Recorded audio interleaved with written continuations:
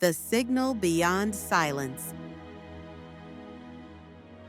In the year 2096, humanity had colonized Mars, mined countless asteroids, and sent unmanned probes to the frozen edges of the solar system.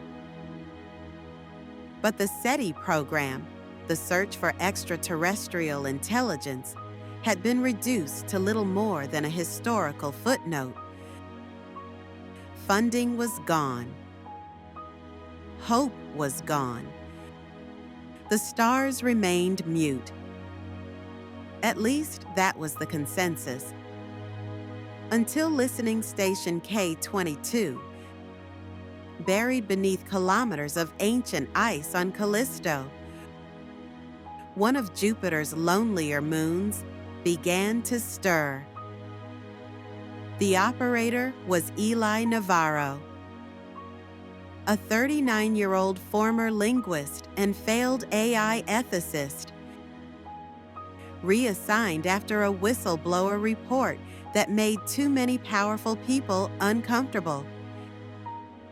He had once lectured on semiotics at the University of Vancouver. Now he monitored static from a pressurized dome inside a glacier. The walls of the station creaked at night. Not from stress, from something deeper, older. He had grown used to the silence, the same frequency hum in his ears, the same flickering screen logs. He would walk the same 12 steps between console and bed and back again. No calls, no messages, only breath, only rhythm, only Eli. Then, on the 431st day of his assignment, the silence broke. At exactly 3:14 UTC, a signal emerged. Not a blip, not solar interference. A sequence, a rhythm. 3 tones, pause, 2 tones, pause, then 3 again. Eli sat up straight. For a full 60 seconds, he didn't move. Then he copied the waveform, logged the event, ran it through 4 diagnostic filters. Still, it played. Was it Morse? Mathematical structure? Could it be an echo from one of the early Mars orbiters? His AI flagged the signal as anomalous repeating pattern of non-terrestrial origin. That was the moment he stopped sleeping. Over the next 3 days, Eli fed the signal through every decryption tool available in his system. He adjusted for Doppler distortion, tried phoneme isolation, even ran it through a music theory parser. None of it made sense. And yet, the pattern was too deliberate, too elegant, like the ghost of a language that once lived but never belonged to Earth. He synthesized the waveform into audible sound. When he played it aloud, the lights dimmed. The station trembled.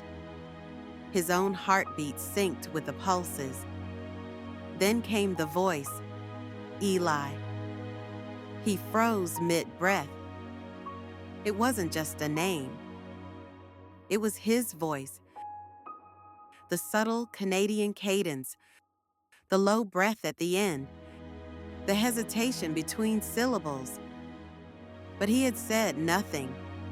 There was no microphone input, no active transmission. He scanned the logs again. Nothing. Then the voice returned. You're not alone. His skin prickled. Goosebumps ran across his arms despite the controlled temperature. He reached for the manual override and muted the audio. But the voice kept speaking, now inside his thoughts, or perhaps behind them. In the hours that followed, Eli noticed changes. Reflections in glass that didn't match his movements. A flicker in the mirror, just a moment late. A breath that wasn't his. The station's AI reported no errors, no intrusions, no activity spikes.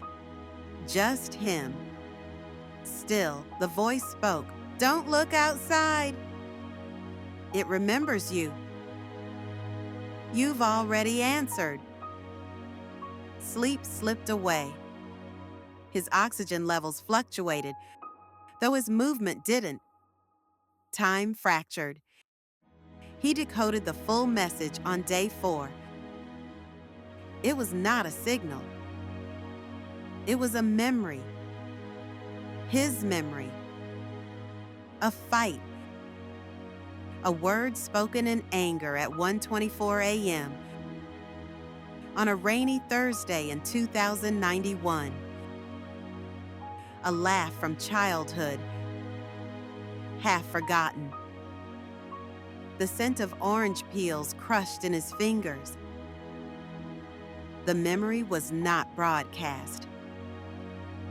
It was being returned. The signal was not coming from the stars.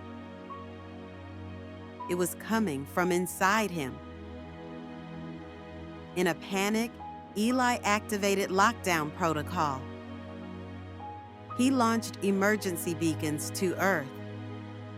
He shut down secondary systems and rerouted power to shielding arrays. But it didn't help. "You opened the channel," the voice said. "It cannot be closed. It has always been open." Then came the discovery. While reviewing logs, Eli found an impossibility. The very first timestamp of the signal, the one marked origin detected, was 4 seconds before the system had logged his own presence at the station. The signal had begun before he arrived. Before he existed. Number before he remembered existing. On day 17, Earth ceased responding. The logs show Eli Navarro initiated a full life support shutdown. Manual override. No ambiguity. And yet, cameras recorded movement in the tunnels 2 days later. Slow footsteps across the frost. No suit. No breath. Not alone. In his final journal entry, long after the signals became indistinguishable from thought, Eli wrote, "There are no aliens, only echoes. Echoes we mistake for strangers."